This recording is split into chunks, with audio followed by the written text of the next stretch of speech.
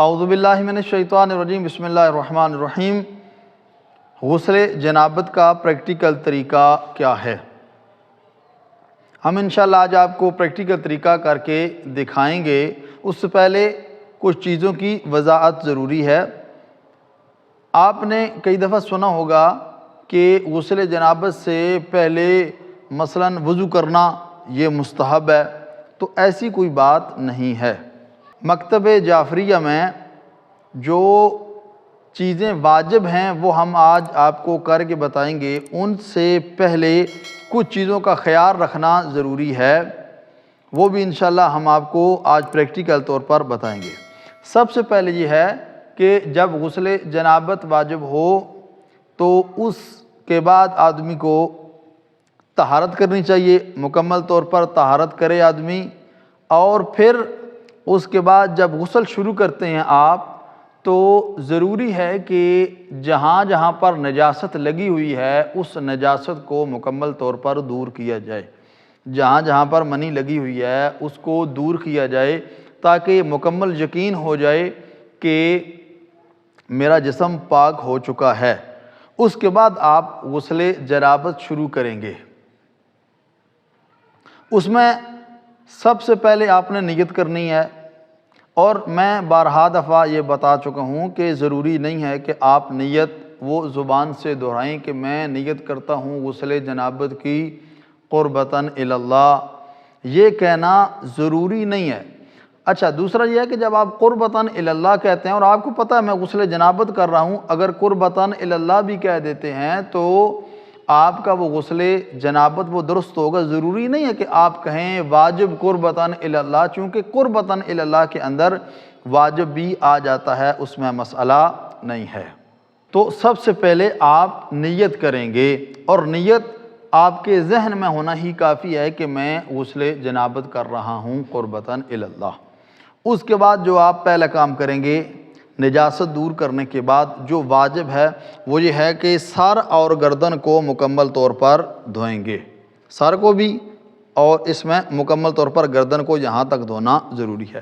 لیکن اس سے پہلے اگر ایک اور آپ کام کر لیں تو وہ بہت زیادہ بہتر ہے، وہ یہ کہ یہ یقین حاصل کرنے کے لیے کہ آپ کے جسم پر کوئی ایسی چیز موجود نہیں ہے کہ جو پانی کے پہنچنے میں مانع ہے۔ آپ جو عام غسل کرتے ہیں، مثلاً آپ پانی ڈال کے اس کے بعد صابن لگاتے ہیں، آپ اس طرح کریں کہ بہتر یہی ہے کہ آپ صابن لگائیں، صابن لگا کر ایک دفعہ مکمل طور پر اپنے جسم کو صاف کر لیں۔ اس سے یہ ہوگا کہ کوئی ایسی چیز آپ کے جسم پر موجود نہیں ہوگی کہ جو جسم تک پانی کو پہنچنے میں رکاوٹ بنتی ہے۔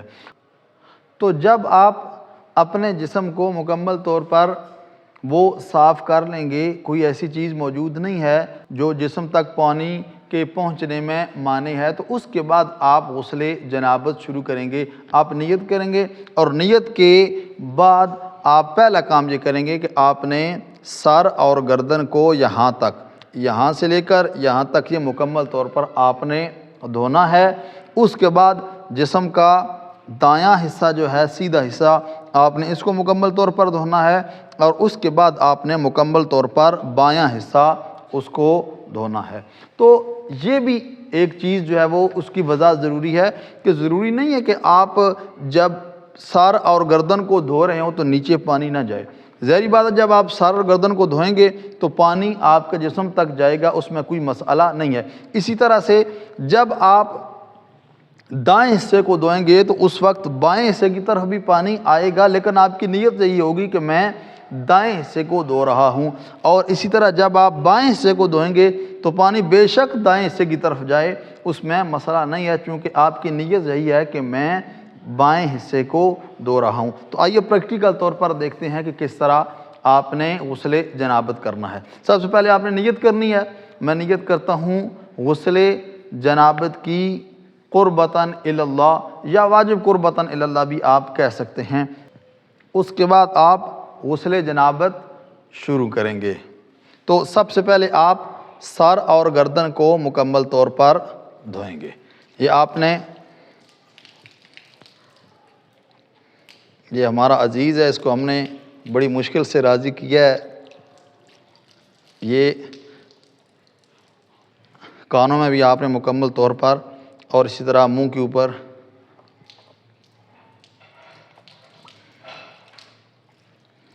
تھوڑا سا ادھر ہو جائے، تھوڑا سا ادھر،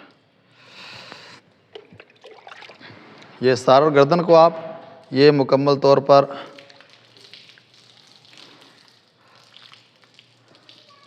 یہ سار اور گردن کو آپ نے مکمل طور پر دھو لیا۔ آپ ادھر منہ کریں جی کیمرے کی طرف۔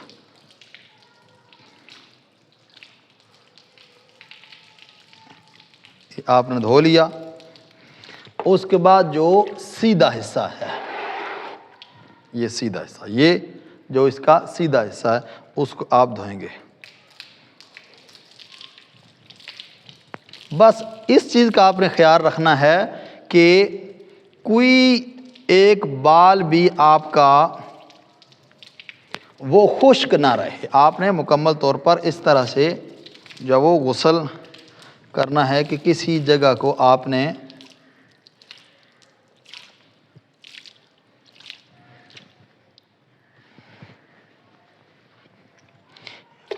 یہ ہم آپ کو صرف بتا رہے ہیں، اگر کوئی جگہ رہ جاتی ہے تو آپ کا غسل درست نہیں ہوگا۔ یہ آپ نے دایاں حصہ مکمل طور پر آپ نے دھو لیا، دایاں حصہ ہو گیا۔ اس کے بعد آپ نے جو بایاں حصہ ہے اس کو دھونا ہے۔